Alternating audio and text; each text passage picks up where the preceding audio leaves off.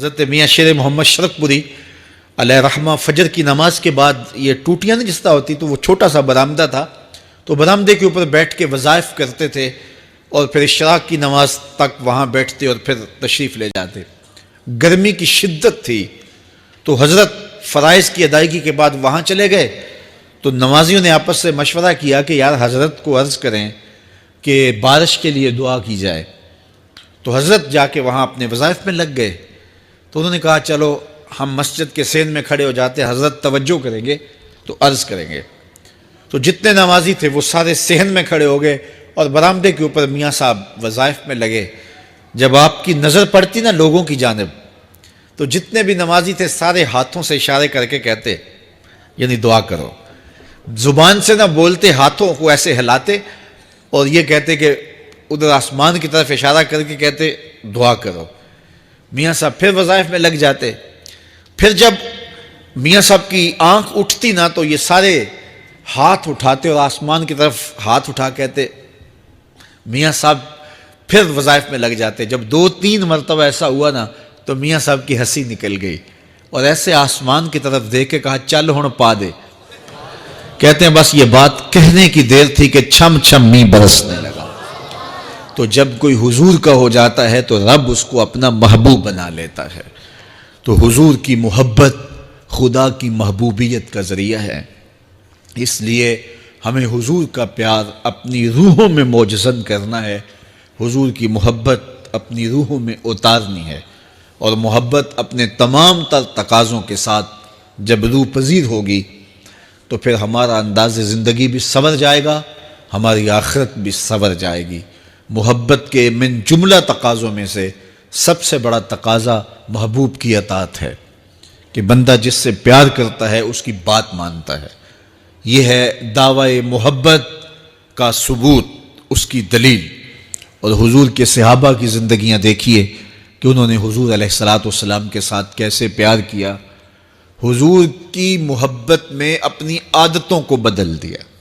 حالانکہ عادتیں نہیں بدلی جاتی، 2 سکے بھائی ہوں، رشتہ کتنا گوڑا ہے، اور ایک گھر میں پرورش پائی ہے، ایک گود میں پلے ہیں، ایک باپ کے گہوارہ تربیت میں رہے ہیں، لیکن طباع میں اختلاف یہ ایک فطری بات ہوتی ہے۔ ہمارے پاس لوگ آتے ہیں، 2 سکے بھائی ہوتے ہیں، ایک کی طبیعت ادھر کو جا رہی ہوتی ہے، دوسرے کا مزاج ادھر کو جا رہا ہوتا ہے، ایک سخت نرم مزاج ہوتا ہے اور دوسرے کی آنکھوں سے انگارے پھوٹ رہے ہوتے ہیں، ایک معاف کر دینے والا ہوتا ہے، ایک سخت غصیلا ہوتا ہے، ایک کی طبیعت کے اندر تلخی کی چنگاریاں ہوتی ہیں اور ایک کی طبیعت کے اندر نرمی کے پھول ہوتے ہیں، آپ نے بھی دیکھا ہوگا۔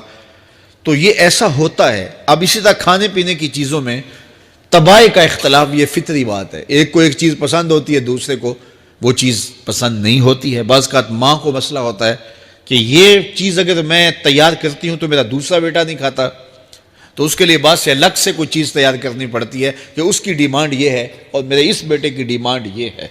مائیں مزاج سمجھتی ہیں، ایک آغوش میں پرورش پانے کے باوجود خون ایک ہے، گہوارہ تربیت ایک ہے، دودھ ایک ہے، لیکن طبیعتوں کے اندر اختلاف پایا جا رہا ہے۔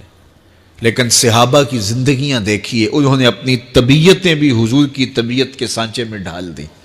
حضرت انس بن مالک کو کسی نے دیکھا کہ وہ شوربے سے کدو کے ٹکڑے نکال کے کھا رہے ہیں، تو کہا یہ کیا کر رہے ہو؟ کہا میں نے ایک دن حضور کو یوں کرتے ہوئے دیکھا تھا۔ تو طباع کا اختلاف یہ ایک فطری اختلاف ہوتا ہے، لیکن صحابہ نے اس کو بھی چھوڑا اور حضور کی محبت کے سانچے میں ڈال دیا۔ پھر اس چیز کا انتظار نہیں کیا کہ حضور کا فرمان کیا ہے، حضور کی چاہت پہ اپنے مزاج کو بدلا۔ اللہ اکبر۔ حضور علیہ السلام مدینہ المنورہ کی گلی سے گزر رہے تھے، ایک گنبد نما مکان بن رہا تھا، اور ایسے مکان حضور کو پسند نہیں تھے۔ تو آقا کریم علیہ السلام نے پوچھا یہ مکان کس کا ہے؟ کہا فلاں انصاری کا ہے۔ حضور گزر گئے، چہرے پہ تھوڑے سے ناگواری آثار حویدہ ہوئے۔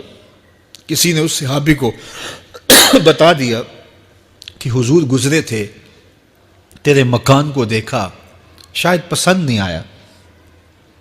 2-4 دن کے بعد حضور دوبارہ گزرے، دیکھا کہ وہاں ملبے کا ڈھیر پڑا ہوا تھا۔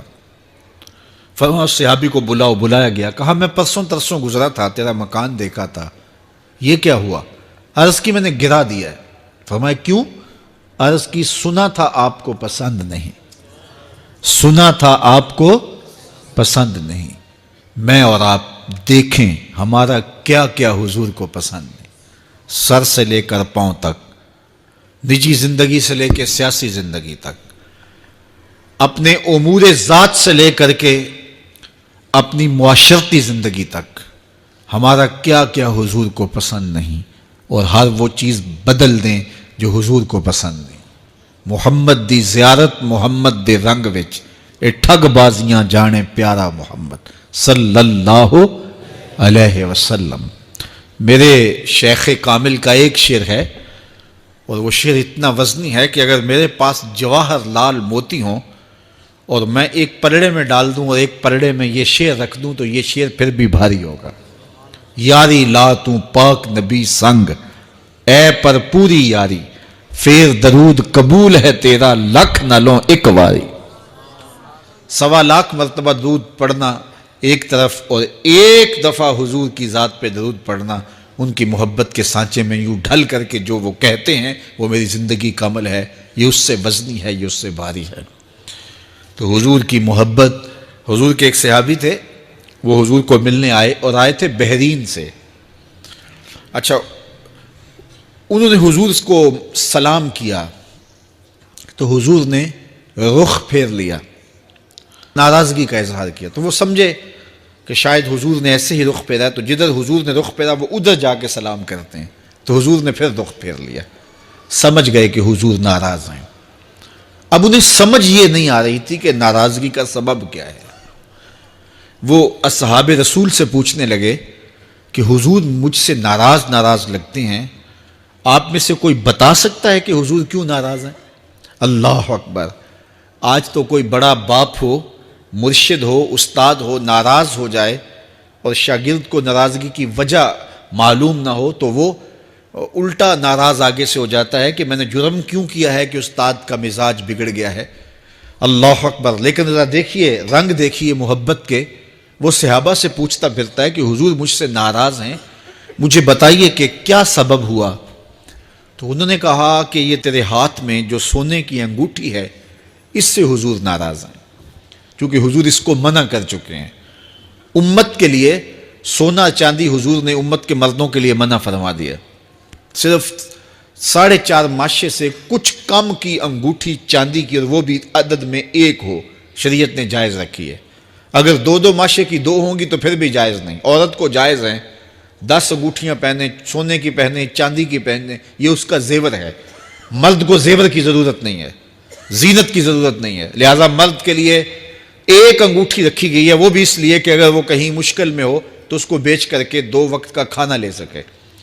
باقی اس کے لیے انگوٹھی 4.5 ماشے سے کم کا چاندی یا سونا 1 ماشا ہی کیوں نہ ہو، اس کے لیے جائز نہیں ہے۔ تو اس نے سونے کی انگوٹھی پہن رکھی تھی، لیکن اسے حرمت کا پتہ نہیں تھا، تو اس نے کہا کہ حضور مجھ سے کیوں ناراض ہیں؟ تو صحابہ نے کہا شاید یہ اس انگوٹھی کی وجہ سے ناراض ہیں۔ تو اس نے یہ نہیں کہا کہ مجھے تو پتہ ہی نہیں تھا، میرا کیا قصور؟ خیر، اس نے انگوٹھی اتار کے حضور کو پیش کرتے کہا حضور آپ اس وجہ سے ناراض ہیں؟ حضور نے انگوٹھی پکڑی اور ایسے پھینک دی، ناراضگی کی وجہ ختم ہو گئی، وہ بیٹھ گیا، بات شروع ہو گئی۔ اللہ اکبر! جب سلسلہ کلام ہوتا رہا، جب مجلس برخاست ہوئی، لوگ اٹھ کے گھروں میں جانے لگے، وہ بھی اٹھا اور الٹے پاؤں سے پیچھے چلا، تو کسی نے اس کو کہا وہ انگوٹھی تو اٹھا لو، سونے کی انگوٹھی ہے، قیمتی ہے، چلو تمہارے لیے پہننا جائز نہیں، تمہاری بیوی کے لیے تو جائز ہے۔ تو اس نے کیا جواب دیا سنیے، اس نے کہا واللہ لا آخذہ وقد طرحہ رسول اللہ صلی اللہ علیہ وسلم، اللہ کی قسم میں اس انگوٹھی کو کبھی بھی نہیں اٹھاؤں گا جس کو میرے حضور نے پھینک دیا ہے۔ تو یہ تھی ان کی محبت، یہ تھا ان کا انداز۔ تو آئیے میں اور آپ حضور سے اگر محبت کرتے ہیں تو حضور علیہ السلام کا طرز زندگی، حضور کا انداز معاشرت اختیار کریں۔ کثرت کے ساتھ مائیں بہنیں بیٹیاں بھی موجود ہیں، وہ بھی اپنی اولادوں کی تربیت اس نہج سے کریں کہ وہ حضور کی سنت، حضور کی سیرت، اور حضور کی اتباع کے سانچے میں ڈھل جائیں۔ زندگی کا مقصد ہی یہی ہے۔ آئے، بڑے ہوئے، جوان ہوئے، بوڑھے ہوئے، چلے گئے، ہم سے پہلے بھی چلے گئے، ہم بھی چلے جائیں گے، بعد میں آنے والے بھی چلے جائیں گے، لیکن حقیقی کامیابی اس کو نصیب ہوئی جس نے اس دنیا پہ آ کے دنیا کی زندگی کے مقصد کو سمجھا۔ ہم آئے کیوں تھے؟ زندگی کس لیے ہمیں دی گئی تھی؟ اکبر الہ آبادی نے کیا ستھری تنقید کی تھی، کیا بتائیں احباب، کیا کارنمایاں کر گئے، بی اے کیا، نوکر ہوئے، پینشن ملی اور مر گئے۔ یہ کوئی کام نہیں ہے، ہماری زندگی کا کوئی مقصد ہے جس لیے ہم انسان ہیں، اشرف المخلوقات ہیں۔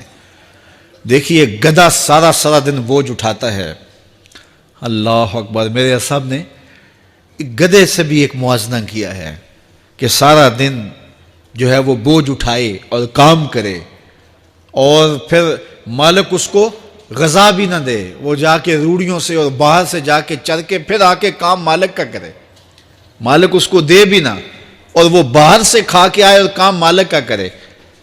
تو اگر بندہ ہو کے، انسان ہو کے اگر نہ کرے تو میرے حضور نے ایک لمبی ربائی ہے، اس میں آخر میں لکھتے ہیں تو چنگا یعقوب یا کھوتا تینوں شرم نہ آوے، کہ اگر وہ ایک گدھا بھی کام کرے، اپنی پیٹھ پہ بوجھ لا دے اور تو اپنے مالک کے لیے کچھ نہ کرے، اور ساری نعمتیں مالک نے تجھے دی ہیں اور عزتیں اور آبرویں تیرے نام کی ہیں اور تو اس کا حق ہی ادا نہ کرے، تو پھر کس طرح تیرے سے؟ تو پھر اولئک کل انعام بل ہم اضل، فرمایا تو چوپایا ہے بلکہ چوپایوں سے بھی بدتر ہے۔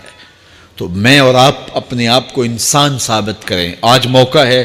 سے ثابت نے اجے حواس تیرے، سے ثابت نے اجے حواس تیرے، کر لے نیکیاں رج کے تو، اڑیا رب رسول کیوں پل بیٹھوں، آ رب رسول ول پج کے تو، آئی موت ایتھے رہسن کم تیرے، آئی موت ایتھے رہسن کم تیرے، نیکیاں کر لے بھج کے تو، کی آکھ سن لوگ یعقوب تینوں، جب ٹر پیوں سر منہ کج کے تو۔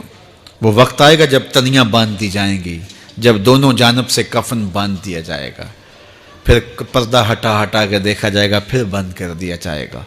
وہ لمحے کتنے دردناک ہوں گے، وہ گھڑیاں کتنی دردناک ہوں گی۔ آج مجھے اور آپ کو اللہ نے موقع دیا ہے تو آج حضور کی سیرت کو اپنانے کا، اپنی روحوں میں اتارنے کا عزم کر کے اس